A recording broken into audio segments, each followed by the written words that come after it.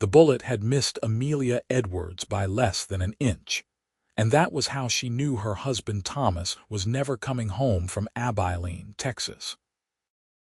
The telegram had arrived 3 days after the shooting, delivered by a nervous young man who could barely meet her eyes as he handed her the folded paper. Thomas Edwards, cattle buyer, age 32, killed in a dispute over livestock prices. The words swam before her eyes in that dusty little office in San Antonio, and suddenly the world she had known for the past 4 years collapsed like a house of cards in a windstorm. She was 24 years old, a widow, alone in a territory that showed no mercy to vulnerable women. That had been 6 weeks ago, and now she stood in the oppressive heat of a San Antonio afternoon in July of 1878, clutching a small leather valise that contained everything she owned worth keeping. The rest of Thomas's possessions had been sold to pay his debts she had not known existed until creditors came knocking with papers and demands. The house they had rented was gone. The modest savings Thomas claimed they had was gone, gambled away apparently, though she had never suspected his habit. Everything was gone except the address of her sister Margaret in Yuma, Arizona, and a slim hope that family might offer shelter when the rest of the world offered nothing but closed doors and pitying looks. The problem was getting there. Yuma sat more than 800 miles to the west, across some of the most unforgiving territory in America. Stage lines ran irregularly and cost more than she had left. Wagon trains were scarce this late in the summer.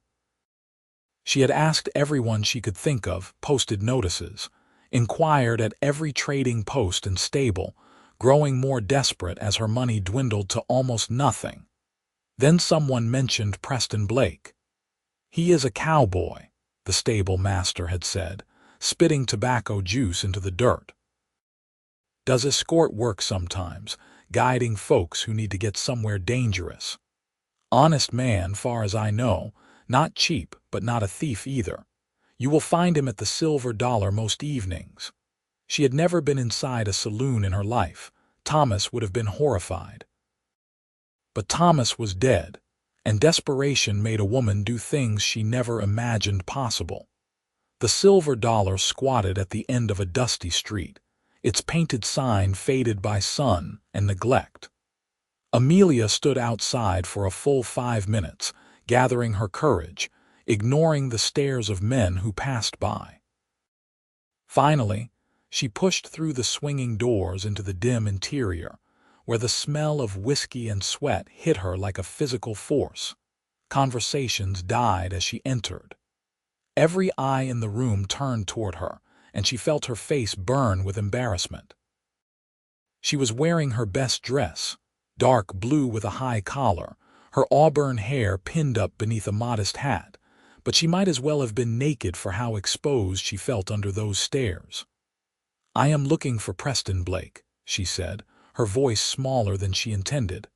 A man at the bar laughed. "Aren't we all looking for something, darling? That would be me." The voice came from a corner table, and Amelia turned to see a man rise from his chair. He was tall, well over 6 feet, with broad shoulders and the lean build of someone who spent his days in the saddle. His face was weathered by sun and wind, probably around 30 years old, with eyes that were a startling blue against his tanned skin.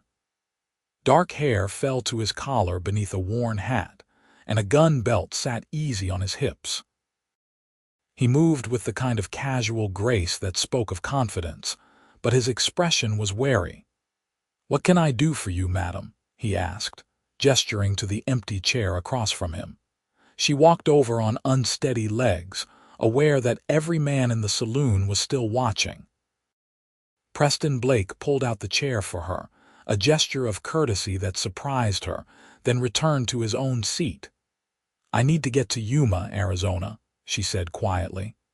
"I was told you might be willing to escort me there." He studied her face for a long moment, and she found herself unable to look away from those blue eyes. There was intelligence there, and something else she could not quite name. Sadness, perhaps, or the weight of experience. "That is a long journey, madam. Dangerous, too. Apache territory for parts of it, bandits, desert that will kill you if you are not careful. Why, Yuma, my sister, lives there. She is all the family I have left." His eyes flicked to her left hand, where she still wore the thin gold band Thomas had given her. "Your husband, dead, 6 weeks ago." Something shifted in his expression, a softening around the eyes. "I am sorry for your loss." The words sounded genuine, not like the empty condolences she had heard from others. She swallowed against the sudden tightness in her throat. "I can pay," she said, reaching into her bag. "Not much, but I have $60.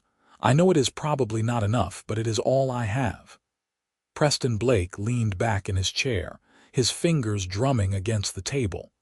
$60 was nowhere near what he usually charged for an escort of that distance. It was barely enough to cover supplies for the journey, let alone his time and the risk involved. "I cannot do it for $60, he said finally. "I am sorry, but that would not even cover half the cost." She had expected this, but hearing the words still felt like a blow. Her eyes stung with tears she refused to let fall. "I understand. Thank you for your time." She started to rise, but his hand shot out, not touching her but hovering near her arm. "Wait." Amelia paused, looking at him. Preston ran a hand over his jaw, clearly struggling with something. "I will take you," he said finally. "For the $60. Hope flared in her chest. "Truly, on one condition. You do exactly what I say when I say it, no questions asked. The territory between here and Yuma will kill you if you hesitate or argue. If I tell you to hide, you hide. If I tell you to run, you run." "Agreed, agreed," she said immediately. He nodded. "We leave at dawn 3 days from now. That gives me time to get supplies and arrange things. Meet me at the north edge of town by the old cottonwood. Bring only what you can carry. We will be on horseback most of the way." "I do not have a horse."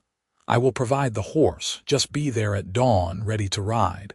Amelia felt tears of relief pressing at her eyes. "Thank you, Mr. Blake. You do not know what this means to me." "It is just Preston," he said. "And you should know, this journey will be hard. Harder than you probably imagine. Are you sure you want to do this?"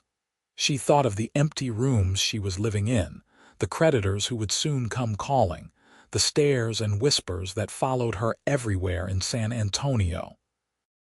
She thought of Margaret's letters, full of life and hope in a new territory. "I am sure," she said. 3 days later, she stood beneath the old cottonwood as the first gray light of dawn crept across the sky. She wore a split riding skirt borrowed from a neighbor, a simple blouse, and a wide-brimmed hat to keep off the sun. Her belongings fit in a single canvas bag. Preston appeared out of the gloom leading 2 horses, one a tall chestnut gelding, the other a smaller mare with a gentle eye. He handed her the mare's reins. "This is Daisy," he said. "She is steady and will not throw you. You know how to ride." "A little," Amelia admitted. "It has been a few years. It will come back to you." He helped her mount, his hands firm but impersonal as he showed her how to settle into the saddle. Then he swung up onto his own horse with effortless ease. "We will take it slow today, let you get used to the rhythm. Ready?"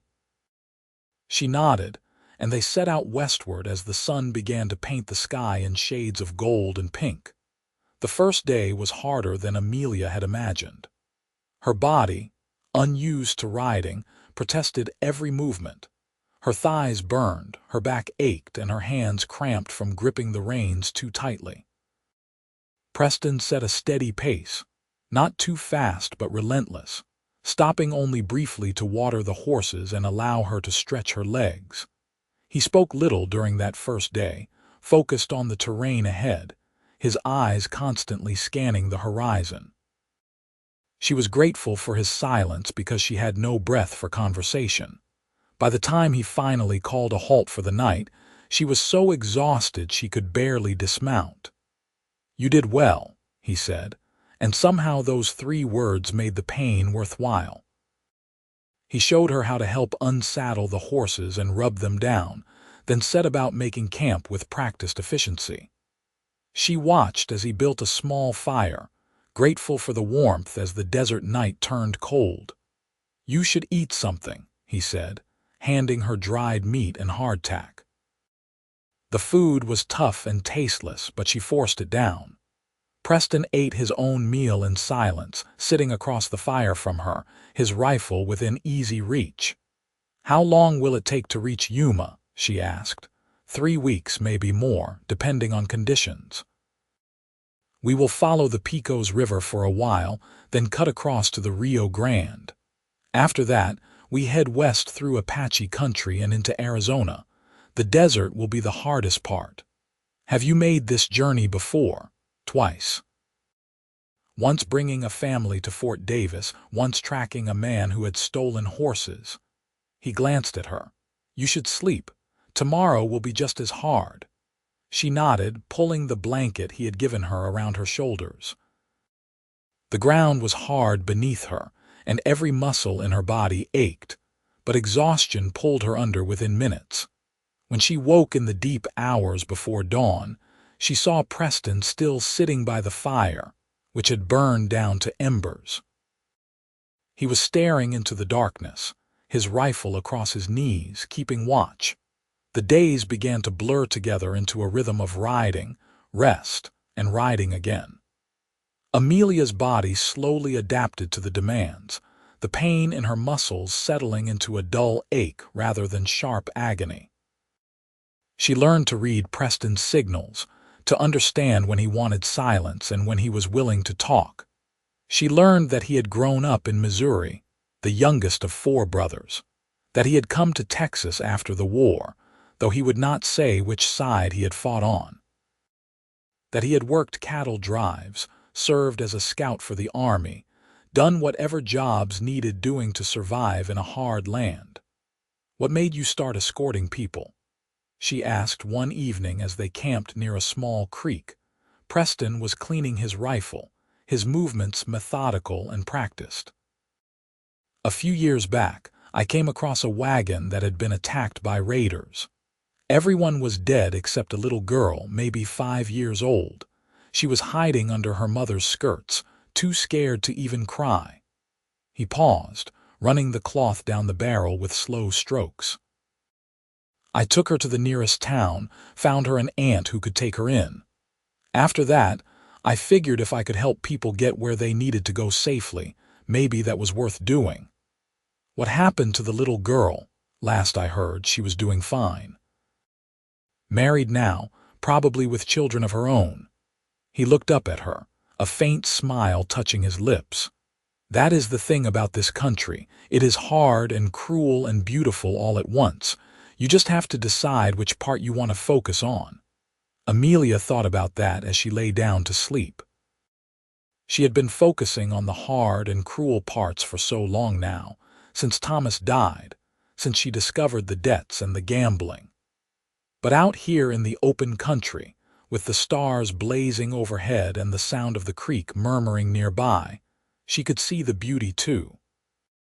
They followed the Pecos River south for several days, the landscape gradually shifting from the rolling hills around San Antonio to more arid terrain. The heat was oppressive during the day, the sun beating down without mercy, but Preston seemed unbothered by it.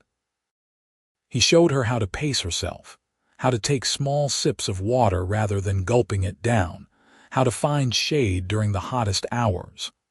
On the 8th day, they encountered other travelers for the first time, a small group of merchants heading east with wagons full of goods.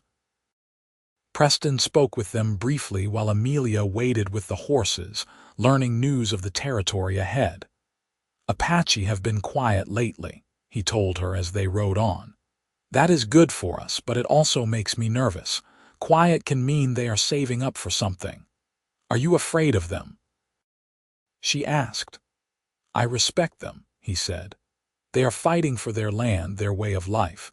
I do not blame them for that, even if it makes my job harder. And yes, I am afraid of them, but only because I am not a fool. Anyone who says they are not afraid of Apache warriors is either lying or stupid." She found herself smiling at his honesty. Most men she knew, Thomas included, would never have admitted to fear. They reached the Rio Grande on the 10th day, and Preston led them south along its banks for another 2 days before finding a safe place to cross. The river was lower than usual because of the summer heat, but still treacherous. He made her remove her boots and tie them to her saddle, then led Daisy into the water while she clung to the saddle horn, heart pounding. The current pulled at them, cold and powerful, and for a moment she thought they would be swept away. But Daisy proved her worth, following Preston's chestnut steadily across until they climbed up the far bank, dripping and exhausted but safe. "Well done," Preston said, and the praise in his voice made her glow with accomplishment. They were in New Mexico territory now, heading west toward the Arizona border. The landscape grew increasingly stark, mountains rising in the distance like broken teeth against the sky. They passed abandoned homesteads, silent testaments to dreams that had died in this unforgiving land. On the 14th night, as they sat by the fire after a meal of rabbit Preston had shot, Amelia found herself telling him about Thomas. About how they had met in Louisiana, how he had promised her a good life in Texas, how she had believed him. About the shock of discovering after his death that everything he had told her was built on lies and desperation. "I thought I knew him," she said quietly. 4 years of marriage, and it turned out I did not know him at all. Preston was quiet for a long moment, staring into the fire. "People are complicated," he said finally. "Maybe he loved you as best he could. Maybe his lies were not about you, but about trying to be someone he thought you deserved. That does not make it right." "No," he agreed, "but it might make it more understandable." She looked at him across the fire, this man who had shown her more consideration and honesty in 2 weeks than her husband had in 4 years. "Have you ever been married?" "No. Came close once, long time ago. She was a doctor's daughter in Missouri, smart as a whip and pretty as a sunrise. But I was young and stupid, thought I knew everything. I went off to war despite her asking me to stay, and by the time I came back, she had married someone else." He smiled, but there was old pain in it. "Sometimes I think that was when I learned that the world does not wait for you to be ready. It just keeps moving whether you are keeping up or not. Do you regret it, going to war? Every day. But you cannot live in the past. You can only keep moving forward and try to do better with the time you have left." That night, Amelia lay awake long after Preston had settled down to sleep, thinking about his words. Keep moving forward. That was what she was doing, was it not? Moving forward to Yuma, to her sister, to whatever life waited there. But for the first time since Thomas died, she wondered if there might be more to moving forward than simply running away from the past.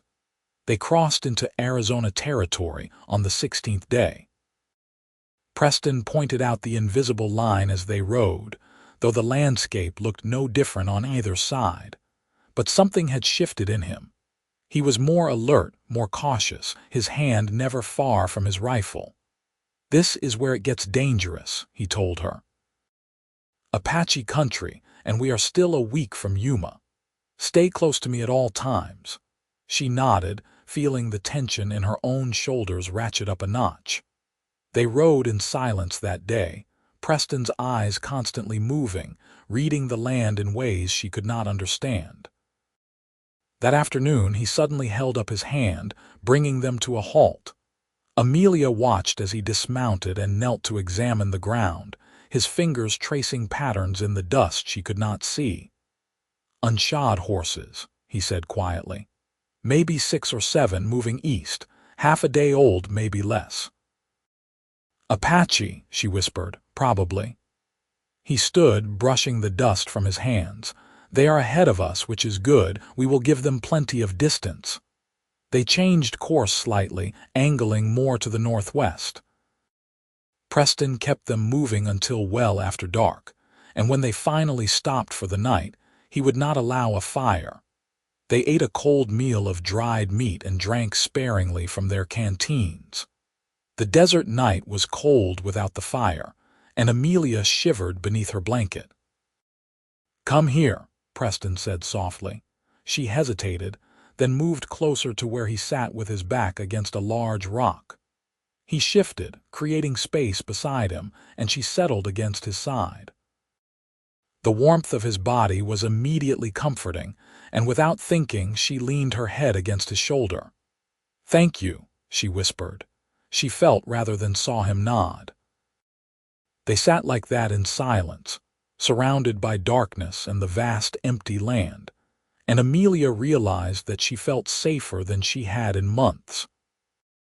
Here, in the most dangerous part of their journey, with Apache warriors somewhere in the night and a week still to go, she felt safe because Preston was beside her.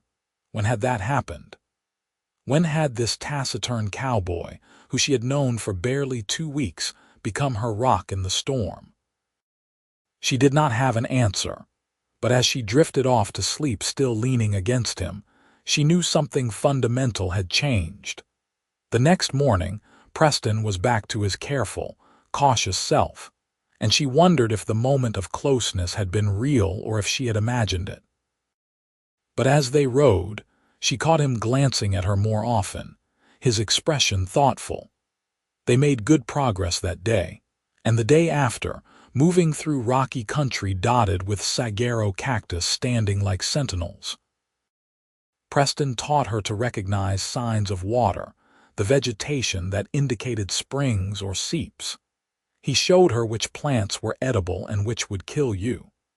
She soaked up the information, realizing that she was learning not just to survive this journey but to survive in this land.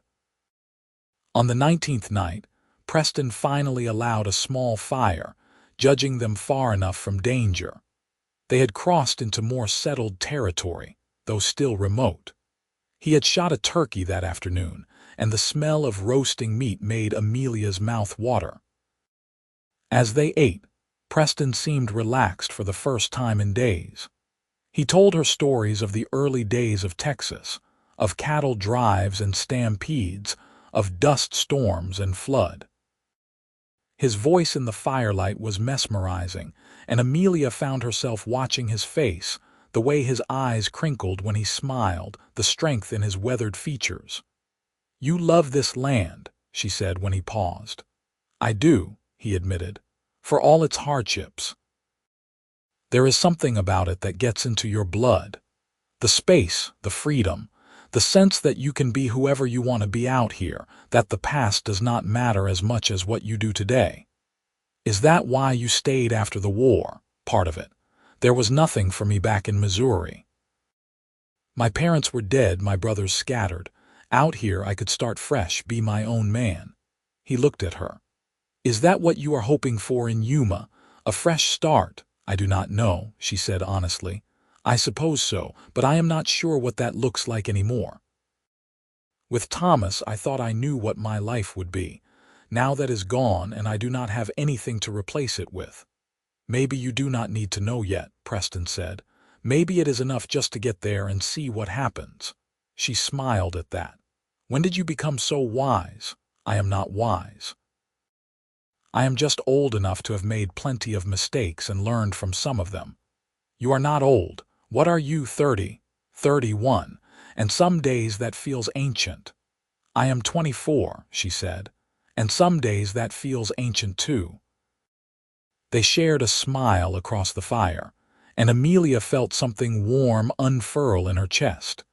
It was not the same as what she had felt with Thomas, that wild infatuation of youth. This was something different, quieter but deeper.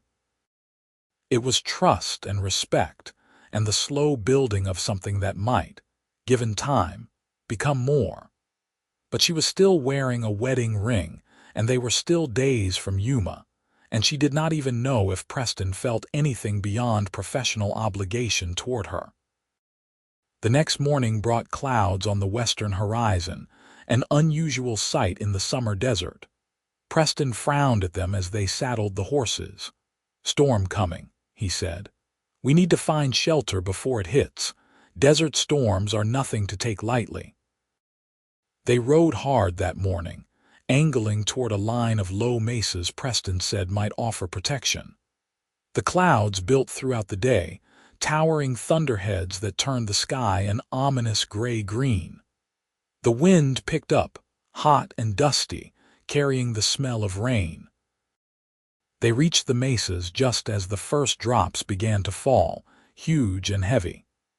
Preston led them into a shallow cave, really more of an overhang, but it provided shelter from the worst of the storm.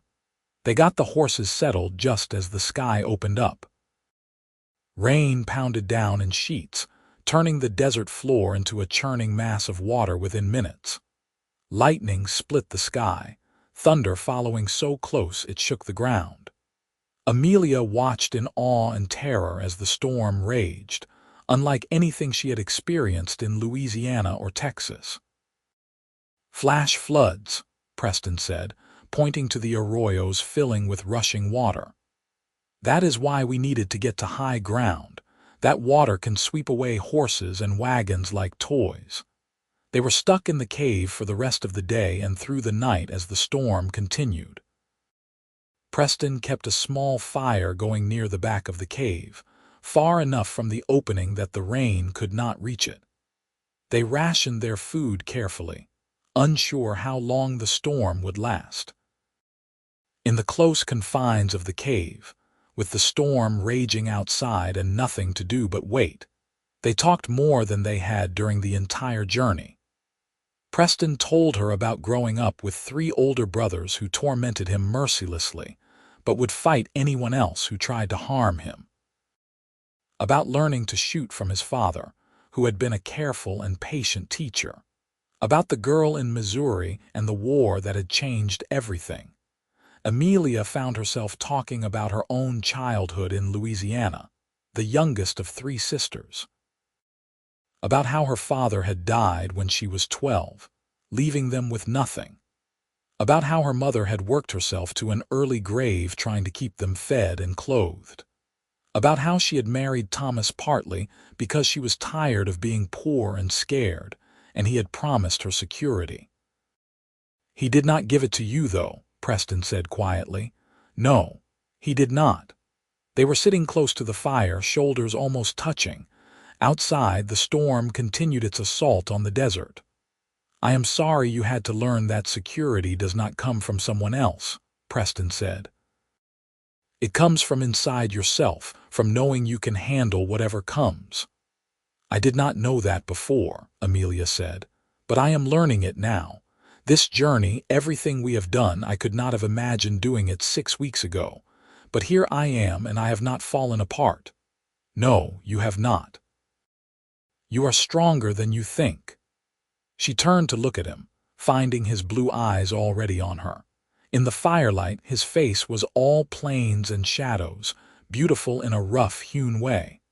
Her breath caught as she realized how close they were, how easy it would be to close the distance between them. "Preston," she whispered. He raised his hand slowly, giving her time to pull away, and tucked a strand of hair behind her ear. His fingers lingered against her cheek, warm and calloused. "Amelia," he said, her name a question and a promise. She leaned in, and he met her halfway, his lips touching hers softly.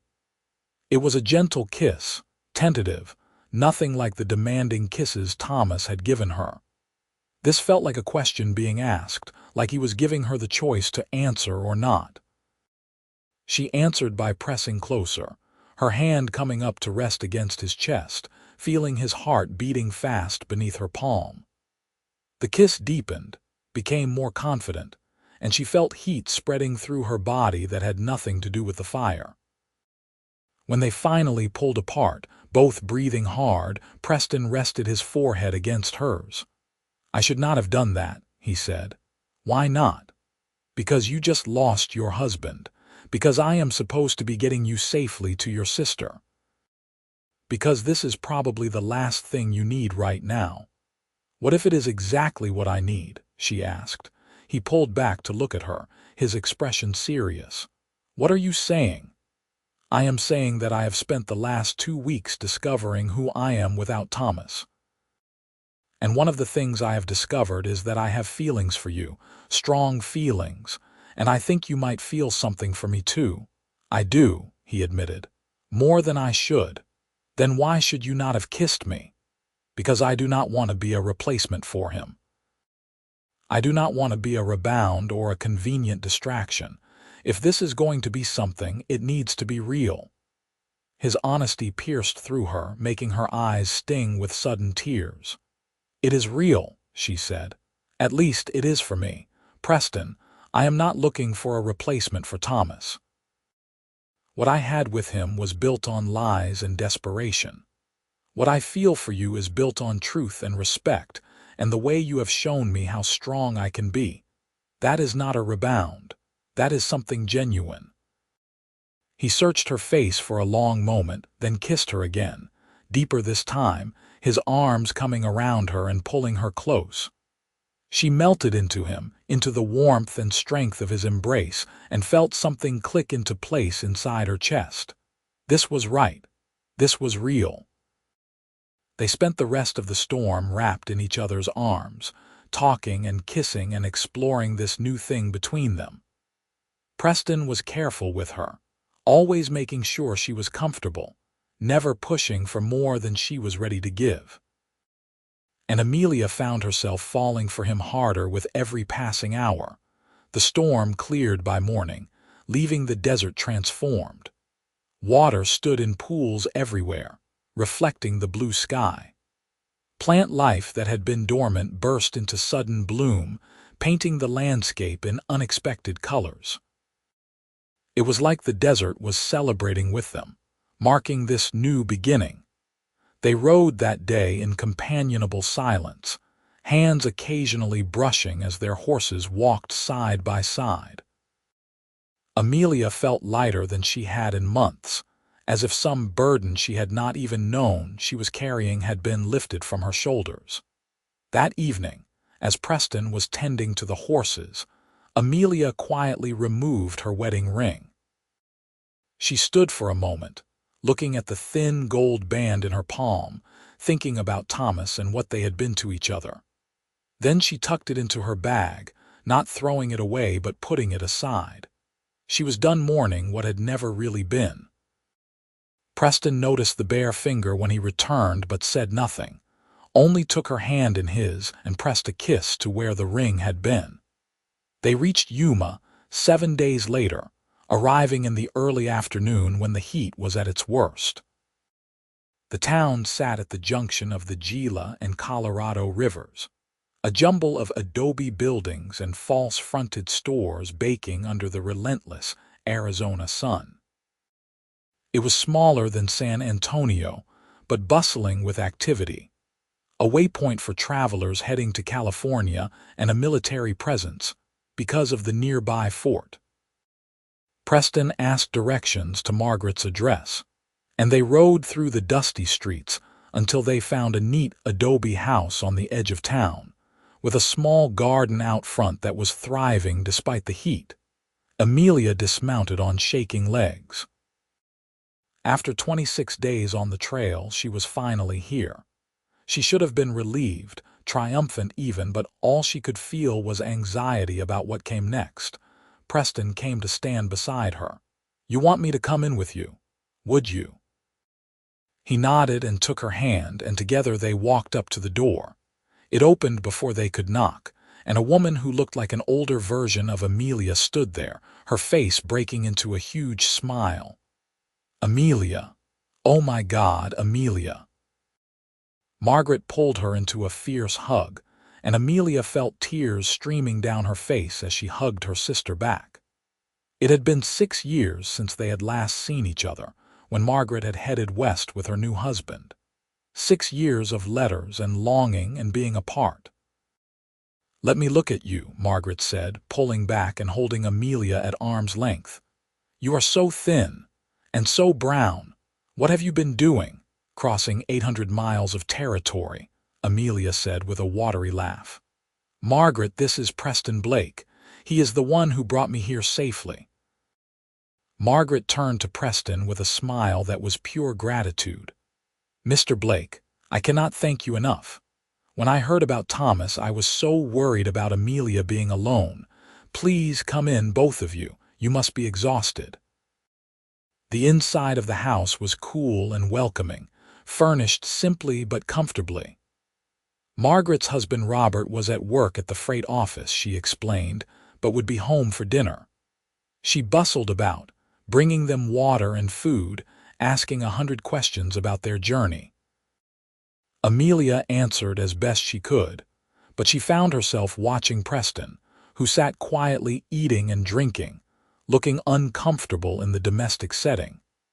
He seemed larger somehow in the confines of the house, out of place after weeks in the open country. "Mr. Blake, do you have a place to stay in town?" Margaret asked. "We have a spare room if you need it." "I appreciate the offer, madam, but I have a room at the hotel. I should probably get there and get cleaned up." He stood, reaching for his hat. "Mrs. Edwards, it was a pleasure getting you here safely." Mrs. Edwards. The name sounded wrong to Amelia's ears, like it belonged to someone else now. She stood as well, following him to the door. On the small front porch, out of Margaret's hearing, she caught his arm. "You are leaving. You are with your sister now. Safe. That was the job. Preston, please, do not just go." He turned to face her, his expression unreadable. "What do you want me to do, Amelia? I am a drifter, a cowboy who lives out of saddlebags. You have a chance here for a real life with your sister and her husband to start over properly. I do not want to complicate that. You are not a complication. You are the best thing that has happened to me in years. On the trail, maybe, but this is different. This is real life, and I do not know if what we have out there translates to here." She felt panic rising in her chest. "Are you saying what we shared meant nothing?" "No," he said quickly, reaching for her hands. "It meant everything. That is the problem. I do not want to hold you back or be another mistake you make because you are vulnerable." "I am not vulnerable anymore," she said fiercely. "You taught me that. You showed me I am strong enough to stand on my own. But Preston, just because I can stand alone does not mean I want to. I want to stand with you." He looked at her for a long moment, conflict clear in his eyes. "I need to think," he said finally. "This is a big decision, and I do not want to make it rashly. Give me tonight. I will come by tomorrow, and we will talk properly." It was not what she wanted, but she nodded. He squeezed her hands once, then let go and walked away, leading his horse down the street toward the center of town. She watched him until he disappeared around a corner, then went back inside to face her sister's knowing look. "So," Margaret said, "that is quite a man, he is, and you are in love with him." Amelia sank into a chair. "Is it that obvious, only to someone who knows you?" Margaret sat across from her. "Tell me everything." So Amelia did, pouring out the whole story of the past 4 weeks. The journey, the dangers, the storm, the kiss. The way Preston made her feel strong and capable and cherished all at once. The way she had fallen for him without meaning to, without even realizing it was happening until it was too late to stop. Margaret listened without interrupting, and when Amelia finished, she reached across to take her sister's hand. "You know what I think," Margaret said. "I think you need to stop waiting for him to make all the decisions. You spent 4 years with Thomas, letting him control everything while he destroyed your security behind your back. Now you have a chance to choose something for yourself, to go after what you want instead of waiting for it to be handed to you. If you love this man, fight for him. What if he does not want to be fought for? Then at least you will know. But from what I saw on his face when he looked at you, I do not think that is going to be a problem. That night, Amelia lay in a real bed for the first time in weeks, staring at the ceiling and thinking about Margaret's words. Her sister was right. She had been passive with Thomas, accepting whatever he gave her, never questioning or demanding more. She had promised herself she would not make that mistake again. If she loved Preston, and she did, then she needed to tell him in a way that left no doubt. She needed to show him that this was real, that she was choosing him with her eyes wide open, not out of desperation or rebound feelings, but because he was the right man at the right time. But how? The answer came to her as dawn light began to creep through the window. She knew exactly what she needed to do. The next morning she borrowed clothes from Margaret, proper town clothes instead of riding gear, and fixed her hair carefully. Then she went to find Preston. The hotel was easy to locate, a 2-story building near the center of town. The clerk directed her to room 7 on the 2nd floor. She climbed the stairs, her heart pounding, and knocked. Preston opened the door, clearly surprised to see her. He was freshly shaved and dressed in clean clothes, looking more civilized than she had ever seen him, but his eyes were tired, like he had not slept well. "Amelia, I was going to come by later, like I said. I know, but I could not wait." She took a deep breath. "Can I come in? We need to talk." He hesitated, then stepped back to let her enter. The room was small and plain, his saddlebag sitting on a chair, his rifle propped in the corner. The bed was made but looked like it had been slept in fitfully. "Preston," she began, then stopped, gathering her courage. "I spent last night thinking about what you said, about not knowing if what we had on the trail translates here, and I realized you are right. We do not know, but the only way to find out is to try. Amelia, let me finish, please." She moved closer to him. "I know you think I am vulnerable, that I am making decisions based on grief and upheaval. But you are wrong. Yes, my life fell apart when Thomas died. Yes, I was desperate when I hired you. But somewhere along that trail, I stopped being desperate and started being strong. And somewhere along that trail, I fell in love with you. Not because you saved me, but because of who you are. Because you are honest and kind, and you see me as someone capable and worth respecting. Because when I am with you, I am the best version of myself." She reached up to cup his face with her hand. "So I am not asking you to make any promises or commitments right now. I am just asking you to stay in Yuma for a while. Get to know me in regular life, not just trail life. Let me get to know you the same way. And then, if you still think this cannot work, I will let you go without a fight. But give us a chance, Preston, a real chance." He covered her hand with his, leaning into her touch. "You are incredible, you know that. Is that a yes?" "That is a yes, I will stay." He pulled her close, wrapping his arms around her. "Truth is, I did not sleep at all last night because the thought of leaving you made me physically ill. I just did not want to trap you into something you might regret later. You are not trapping me. I am choosing you." He kissed her then, deep and thorough, and she felt the rightness of it all the way to her bones. This was her future, this man, this moment. Everything that had come before had been leading her here. When they finally broke apart, Preston rested his forehead against hers. "I love you, Amelia Edwards. I think I have loved you since you walked into that saloon in San Antonio looking scared and determined all at once." "I love you too," she whispered. "So what do we do now? Now we take it slow. I will find work here in Yuma, legitimate work, not just drifting from job to job. We will court properly, let your sister and her husband get to know me. And then, if you still want me after a few months of normal life, I will marry you, if you will have me." "I will have you," she said, smiling through tears. "I absolutely will have you." Preston found work as a scout for the Army at nearby Fort Yuma, his experience and knowledge of the territory making him valuable. It was steady pay and relatively safe work, mapping terrain and guiding supply wagons. He rented a small room in town, and true to his word, he courted Amelia properly. He came to dinner at Margaret and Robert's house twice a week, where he proved to be charming and respectful, winning them over quickly.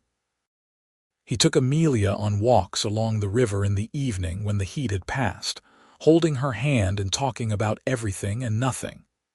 He brought her small gifts, wildflowers from the desert, a ribbon that matched her eyes, a book of poetry he thought she might like. They attended church together on Sundays, and the town's gossips had a field day watching the courtship unfold. Some clucked their tongues about indecent haste, her husband having been dead for less than 6 months. Others smiled and nodded, recognizing true affection when they saw it. Amelia did not care what anyone thought. She was happy, genuinely happy, for the first time she could remember. She got work helping Margaret with sewing and alterations, building her own small income. She made friends among the other women in town. She built a life that was hers, not dependent on anyone else. But Preston was woven through all of it, a constant presence that made everything brighter. She learned his quirks, like how he always checked exits when he entered a room, a habit from dangerous years. How he drank his coffee black and strong enough to strip paint. How he had a surprisingly good singing voice but was shy about using it. How he smiled with his whole face when something truly delighted him, a smile that made her heart skip beats. He learned her quirks too. How she hated mornings but loved sunsets. How she hummed when she was concentrating on sewing. How she had a sharp wit that came out when she felt comfortable enough to let her guard down. How her eyes turned gold in certain light, and looking into them made him forget whatever he had been about to say. 6 months after they arrived in Yuma, on a mild December evening, Preston took Amelia on a walk to their favorite spot along the Colorado River. The sun was setting, painting the sky in impossible colors, and the air was finally cool after the long hot summer and fall. He was nervous, she could tell, his hand fidgeting with something in his pocket. She waited, knowing he would get there in his own time. "Amelia," he finally said, stopping and turning to face her. "These past 6 months have been the best of my life. You have changed everything for me, made me believe that I can have a real home, a real future, not just drifting from one job to the next." He pulled out a small box and opened it, revealing a simple gold ring with a small diamond, modest but beautiful. "I know we said we would take it slow, but I do not want to wait any longer. I love you and I want to spend the rest of my life with you. Will you marry me?" Amelia felt tears streaming down her face, but these were tears of joy. "Yes," she said, laughing and crying at the same time. "Yes, 1,000 times yes." He slipped the ring onto her finger, then picked her up and spun her around, both of them laughing like children. When he set her down, they kissed as the sun dipped below the horizon, sealing their promise. They were married in January of 1879, in a simple ceremony at the small church in Yuma. Margaret stood up with Amelia, and Robert stood with Preston, who had no family to invite. But half the town showed up anyway, wanting to witness the union of the widow and the cowboy who had clearly found something special together. Amelia wore a dress Margaret had made for her, ivory-colored with blue trim, and carried wildflowers from the desert. Preston wore his best clothes and looked so handsome she could barely breathe when she saw him waiting for her at the altar. The ceremony was short and sweet, and when the preacher pronounced them man and wife, Preston kissed her with such tenderness that several women in the congregation cried. They moved into a small house on the outskirts of town, with a view of the river and enough land for a garden. Preston continued his work with the army, and Amelia kept up her sewing, and they built a life together piece by piece. It was not always easy. They had disagreements, like any couple, usually about small things but occasionally about larger issues. Preston's work sometimes took him away for days at a time, and Amelia struggled with the worry. She had nightmares sometimes about losing him like she had lost Thomas, and he learned to hold her through them, promising he would always come back. But through it all, the love they had forged on that long trail across the territory only grew stronger. They learned each other's rhythms, how to fight fair and make up thoroughly. They learned to laugh together and cry together and face whatever challenges came as a team. In the fall of 1879, Amelia discovered she was pregnant. She was terrified at first, remembering her mother's difficult pregnancies and hard life. But Preston was over the moon with joy, and his excitement was infectious. "You are going to be a wonderful mother," he told her, his hand resting on her still flat belly. "And I am going to do everything I can to give our child the kind of life I never had." Their son was born in May of 1880 after a long but uncomplicated labor. They named him Thomas Preston, honoring both the past and the present. He was a healthy, squalling baby with his mother's auburn hair and his father's blue eyes, and Preston cried when he held him for the first time. "Hello, little man," he whispered. "I am your daddy, and I am going to love you forever." Amelia watched them together, her heart so full it felt like it might burst. This was what love looked like, she realized. Not the desperate clinging she had felt with Thomas, but this steady, strong foundation they had built together. 3 years later, they had a daughter, Sarah Margaret, named for her aunt who had given them shelter when they needed it most. She had Preston's dark hair and Amelia's smile, and she was the light of both their lives. Preston left his job with the Army when Sarah was born, not wanting to miss any more time with his family.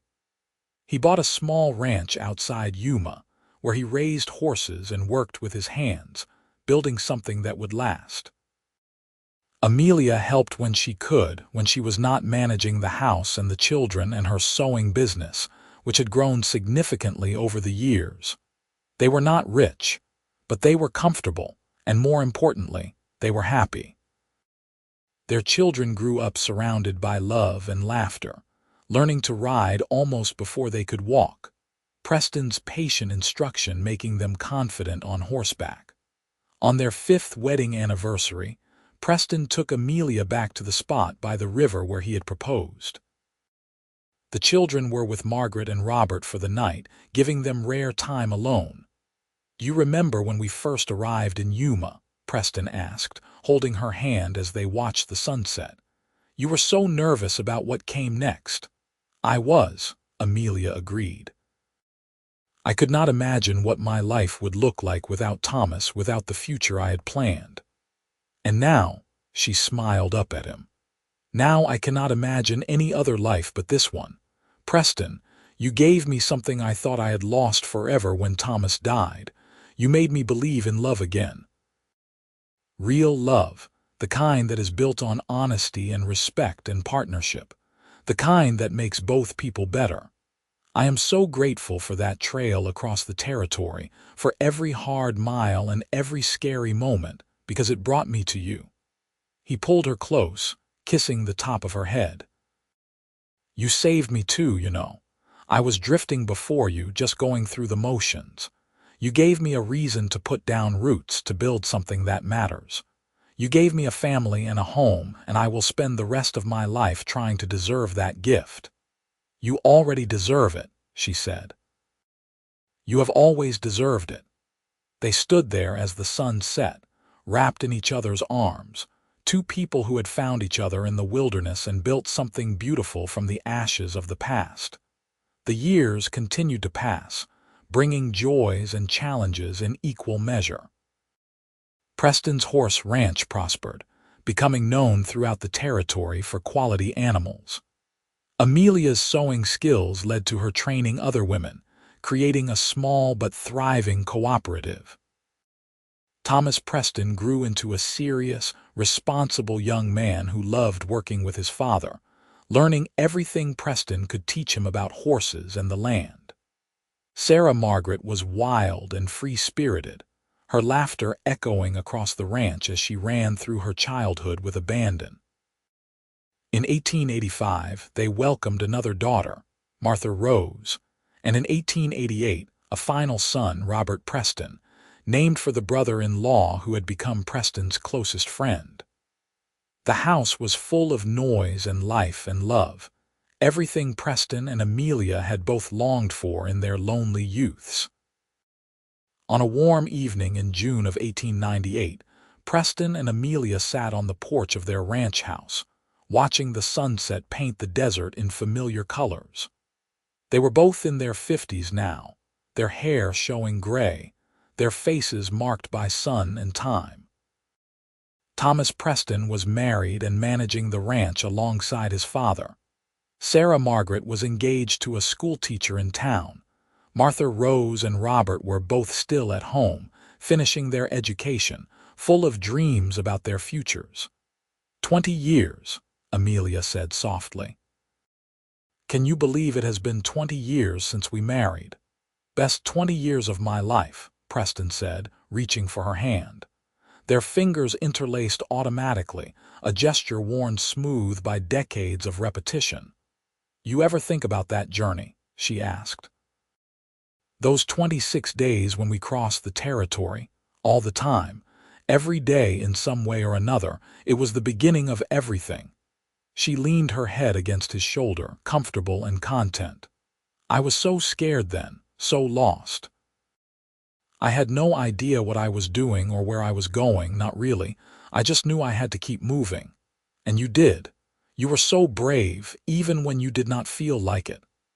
I had a good guide, she said, smiling. The best guide. We guided each other, Preston corrected. You taught me just as much as I taught you. How to be vulnerable again, how to trust, how to love without holding back. I would have spent the rest of my life drifting if you had not walked into that saloon and asked for help. Amelia turned to look at him, seeing the lines around his eyes, the gray in his hair, all the markers of their years together.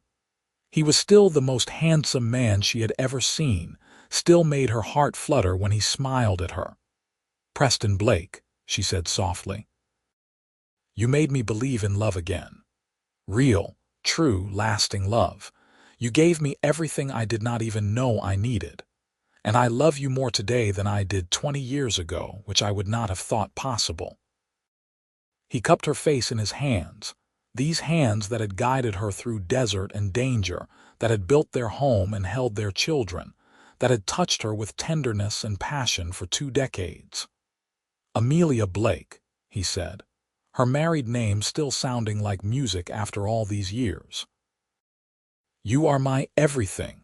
My home, my heart, my reason. I will love you until the day I die and beyond.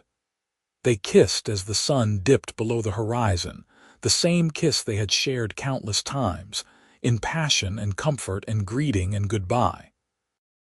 But each one still felt new, still carried the same spark that had ignited between them in a cave during a desert storm. As darkness fell, their children began to gather for dinner, calling from inside the house. The sounds of family, of home, of a life well lived together. Preston and Amelia rose, hands still clasped, and walked inside to join them. The journey that had begun in fear and desperation in San Antonio had led them here, to this moment, to this life. It had not been easy, but nothing worthwhile ever was. They had faced it together, built something lasting together, and in the process had proven that love, real love, could bloom even in the harsh desert soil if tended with care and honesty and respect. As they sat down to dinner surrounded by the family they had created together, both Preston and Amelia felt the same deep contentment. They had found their home, not in a place but in each other, and that was worth every hard mile they had traveled to get there.